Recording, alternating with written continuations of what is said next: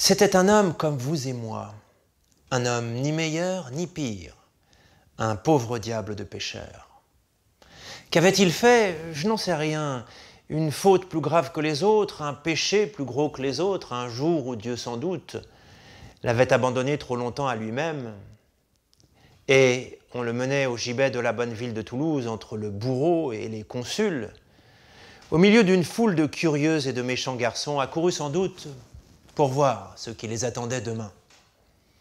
Or, ce jour-là, le roi René faisait son entrée à Toulouse avec la belle Aude qu'il venait d'épouser dans un pays voisin. En passant devant le gibet, la reine vit le condamné déjà juché sur l'escabeau, la tête engagée dans la corde. Elle ne put retenir un cri et se cacha la tête dans les mains.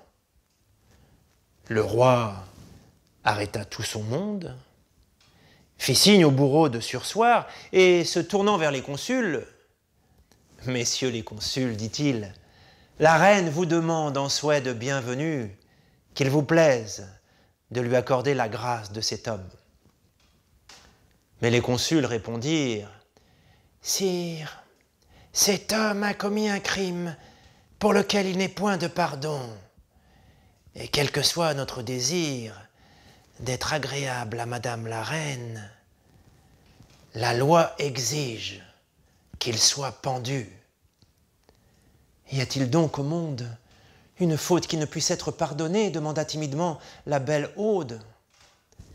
Certes non, répondit un conseiller du roi, et il fit remarquer que selon la coutume du pays de Toulouse, tout condamné pouvait se racheter pour la somme de 1000 ducats. C'est vrai, répondirent les consuls, mais où voulez-vous que ce gueux trouve pareille somme?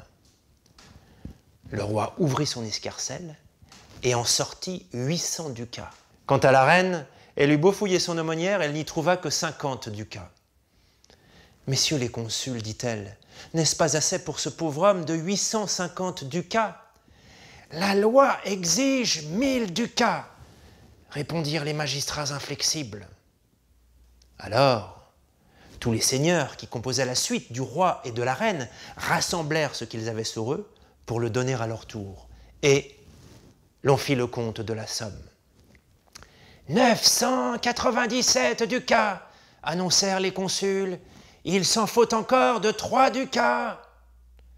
Pour 3 ducats, cet homme sera-t-il donc pendu? S'écria la reine indignée. Ce n'est point nous qui l'exigeons, répondirent les consuls. Mais nul ne peut changer la loi. Et ils firent un signe au bourreau. Arrêtez, s'écria la reine. Fouillez d'abord ce malheureux, peut-être a-t-il sur lui 3 ducats. Le bourreau obéit, fouilla le condamné, et dans la poche du pauvre diable, il découvrit 3 pièces d'or.